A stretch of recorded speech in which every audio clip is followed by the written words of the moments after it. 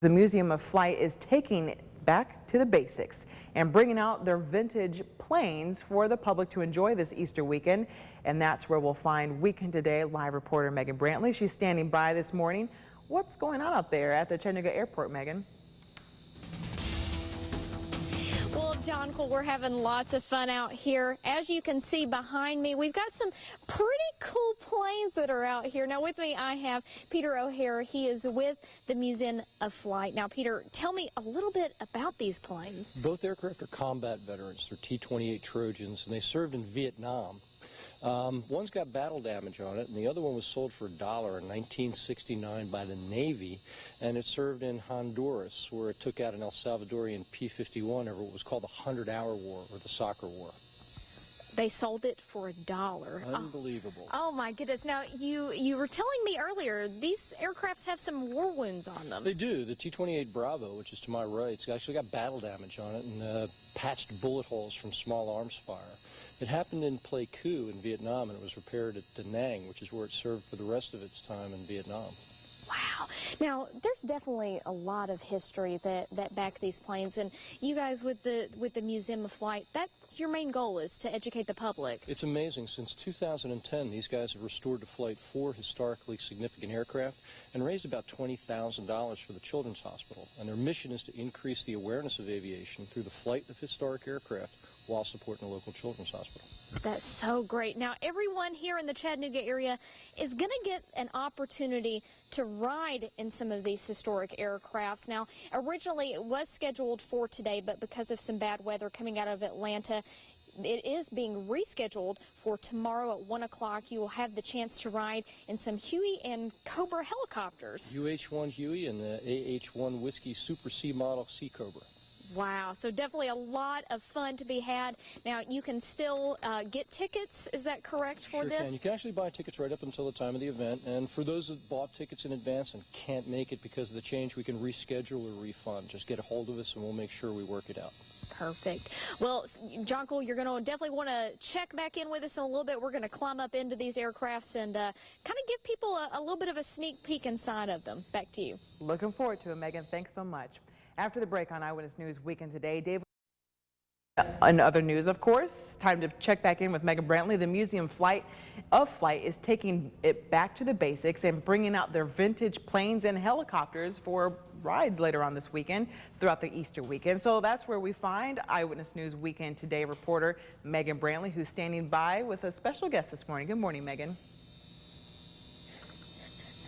Hey, John Cole. Well, I don't know if you can see very well or not, but I'm dressed a little differently now than what I was just half an hour ago. I've got on all of the garb that you would typically see a pilot wearing while they were inside of one of these planes. Now, here with me, I have David Lawson. He's going to tell us a little bit about what we're wearing today. Now, David, I guess kind of take me point by point. What are we wearing? Well, Megan, what you have on is a flight suit. It's a Nomax flight suit, and it is fire retardant.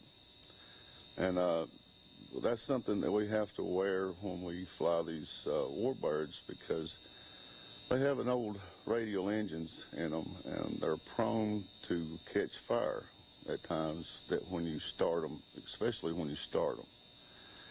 And that's what that's for. And this other thing you have here is a survival belt. Now, it'll have everything that you need on your person in case if you, during a crash or if you have to bail out of the airplane for any reason. So everything you have on here is what you'll have on. You got your oxygen mask, everything that you'll have that that you have to have on to be able to fly these aircraft. So, kind of going back to the survival belt, I mean, are we talking it's got like a flashlight, maybe some tools or things like that in it? You've got flashlights, you have a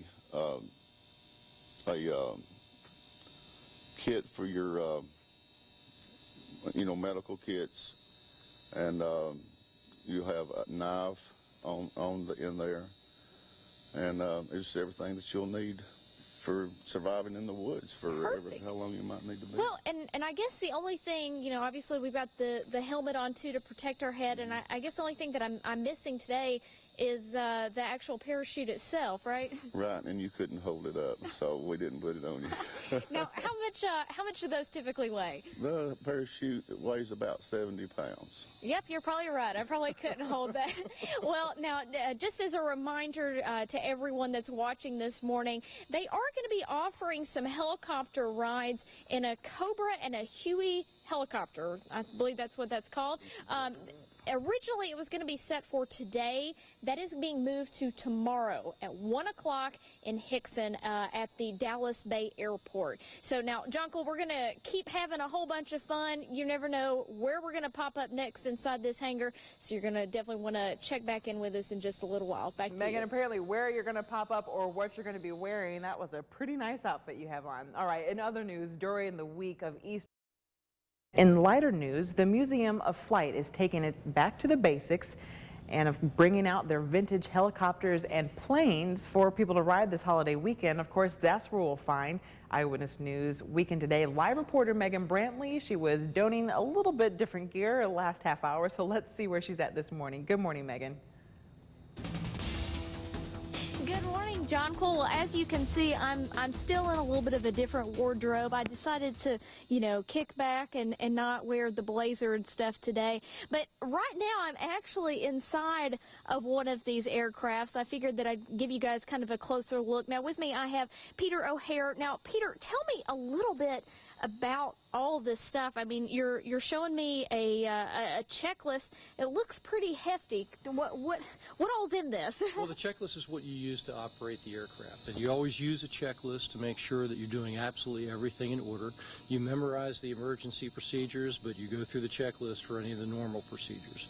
But you're in the cockpit of a warbird. This is exactly how it looked in the 1960s to our pilots who were flying in Vietnam.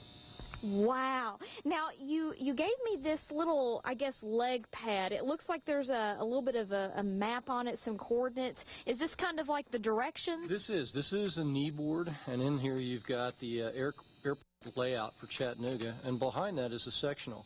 This is our map of the area. This is what we actually use to fly the aircraft, know where we are, and use pilotage. Wow. Now, okay, when I sit in my vehicle, I have, a couple little knobs here and there. This is like overload with all of these different things to look at. I guess it checks all the different temperatures, air pressures, Sure. things like that. Up top, you have all your flight instruments, and these are all your engine instruments. You have a trim quadrant, throttle quadrant, switch quadrant, also all your breakers, and all your radios and IFF or transponder are onto your right. Goodness gracious. And how long does it typically take to, I guess, memorize and learn how this stuff kind of works? I'm still working on it. I'll let you know when I get there. Absolutely. Well, now, for anybody that's interested, you have the opportunity to be able to look at some aircrafts that are just like this one. Originally, it was going to be today at the Dallas Bay Airport in Hixson. However, it has been delayed. It will be tomorrow starting at 1 p.m. For now, we're going to still hang out a little bit more inside of the airplane, get a little bit more familiar with it. We'll see you back here at 7:30. Back to you, John Cole. Thanks, Megan. Always fun seeing where you're going to pop up next. All right, in other news, a recent USA Today report ranked Chattanooga one of the... And in other news, the Museum of Flight is taking it back to the basics and bringing out their old vintage helicopters and planes. We've seen Megan Brantley get into her gear, then get in a plane. So let's see where she's at this morning. She's live at the Chattanooga Airport there. Hi, good morning, Megan. Good morning, John Cole. I guess I'm a little less exciting this time because I'm not sitting inside the plane any longer. But we wanted to kind of give you a different view. We've got some really cool planes behind us. Now, I was kind of talking to you a little bit about this earlier. Flying different kinds of planes. It's not like switching from one car to another. I mean, there's a lot of differences, right? That is correct. There are many differences. For example, the FAA requires different requirements to be met. For example, type ratings, certificates, and licenses for the different types of aircraft. As we discussed, this is a nose-wheel aircraft or tricycle undercarriage. Many of our other aircraft in the museum have what is considered a tailwheel or multi-engine type of aircraft. Now this, as you notice, only has one propeller or one engine on the airplane. We have another aircraft called a C-45. It's a military transport. It was built in 1951, and it has two engines. Now that requires a separate license or a type rating for that type of aircraft, as well as the tail wheel. Wow. Now, how long does it typically take to learn how to fly these different kinds of planes or get this, I guess, the training behind it? It depends on how many hours or how proficient the pilot is. Most proficient pilots that have about 1,000 hours or more can transition to a multi-engine or tailwheel type of aircraft in 10 hours or less. Goodness gracious, 10 hours or less? Yes, it's accelerated training, if I may say. Well, that's quicker than I guess some people learn how to drive a stick shift from automatic, right? That is very true, yes, ma'am. Wow. Now, just as we were talking about earlier this morning, they are going to be offering some helicopter rides. Now, originally we thought they were going to be today at the Dallas Bay Airport in Hixson, but they have been put off until tomorrow at 1 p.m. So if you were planning on going out today, just hold off. It'll be a great way to spend Easter. Now, that's going to be happening around 1 o'clock. Tickets are still available, so you'll have to call down there and definitely get a spot reserved for yourself. But for now, we're going to have a little bit more fun, Jonquil. We'll see you later. All right, thanks, Megan, and thank you to everyone there with the Flight Museum who got up extra early this morning to be with us throughout the show. Thank you so much, guys. And in state news, a young bald eagle is back.